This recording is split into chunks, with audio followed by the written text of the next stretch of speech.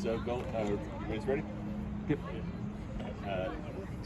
Going into your last game as a college player, what are the emotions like? A lot of good feelings, honestly. I'm excited to play in this last game. I've never played in a bowl game before.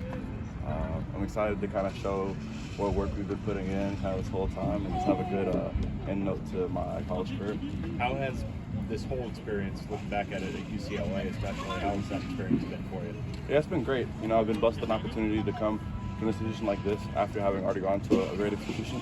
I've loved every bit of it, you know, coming and working every day. The guys, both teams, great group of guys, and, you know, it's just fun to get after it who want to get after it every day. How do you think this 1 year made you a better football player and prepared you for whatever's next for you? Yeah, I think it's always great to kind of get out of your normal bubble. So, like, I was at Harvard for 4 years, you know, I had the defense scheme down, and just coming into a new defensive scheme, new coaches, new players, some faster talent, some bigger people. Like, it was just a good change of scenery, you know, good all-around play, and just more opportunity to get better, you know. What's your plan come January? Are you staying in school, or are you going to work out? So I'm going to be training for the draft, obviously. I haven't decided where yet, but I'm excited to kind of get after it and get to it. But I'm just kind of focusing on this last bowl game, giving them all, and then do the rest after. Do you lean any on any like past teammates or anything like that who have been through a similar process of the draft and everything like that? Yeah, absolutely. I mean, I've been talking to one of my good friends, Eric Wilson, from Harvard. He's a good touch point. You know, there's a lot of good touch points in here, so I'm kind of pestering people with questions in the building, just because I know there's a wealth of knowledge in here. You just gotta open your mouth and ask. So I'm trying to get the best advice I can get. You never played in a postseason game at all. Like, what kind of mentality do you go into practice this month? Like, usually you would be done by now. Yeah, I mean, my freshman year I was definitely at home at this time right now, but I mean it's just another option to get better. You know, I've had a month plus of extra training in my eyes, so like I've just attacked it and embraced it. You know, like there's only so long you can play college football, so I'm trying to milk everything out of it I can. You know, give my all and let the rest decide itself. What are you seeing out of that Pittsburgh offensive front? Yeah, they're a great offense. Obviously, we respect this team. They've gotten to this point just as we have, so they're a good team.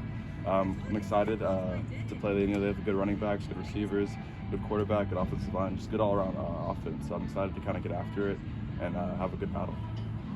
With the transfer portal being as big of a tool in college football now as it is, what would you, I guess, if you were to offer advice to people, looking at UCLA in the portal, what would be the advice you'd give to them? To people coming to UCLA? Just looking at UCLA, or obviously this time of the year, a busy time of the year in that regard. I mean, I would say that if you think it's the right fit for you, definitely come join. I mean, I thought it was personally a good fit for me, and it worked out great.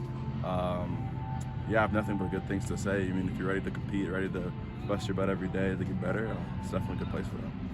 See Coach McGovern back on the field. Absolutely. What's it like having him back? That's great. He's a great coach, awesome guy, good guy to talk to. So whenever we're around him, it's always good. Are you under the impression that he'll be able to coach during the bowl game? I'm not sure about any of that. I just, again, stick to what I know. I'm a 3 tech. I don't really get outside much of that besides maybe the 5 or the A gap. But I just kind of stick to my own what I know. When you don't have your defense coordinator, you guys kind of have to shuffle. Like, how much does that kind of seep down to the players on the actual field when he's not in the press box during the game? When a player goes down in general, the mindset you want to, yeah, it's your brother, you want to make sure he's okay, but the mindset you kind of want to have in a game is next man up. So even if it's like a player or a coach or anybody like that, it's next man up. Everyone's always everyone's been working for this opportunity, so you want to keep moving forward as best as you can, whether it's a coach go down, a player go down. You just kind of want to keep pushing and kind of adapt and overcome. And that's what football's all about, is just adapting and kind of moving on the fly. Process-wise, you didn't notice any change? Like, he has a pretty big responsibility. He does call the plays, obviously, on defense. Absolutely, yeah. There's probably some amount of change, but again, I try not to really focus on that.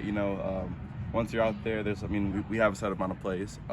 We know those plays, and regardless of what play is called, I'm gonna have to execute it. So I don't really think too much about what the play is. I know my job, and I just do my job as best I can.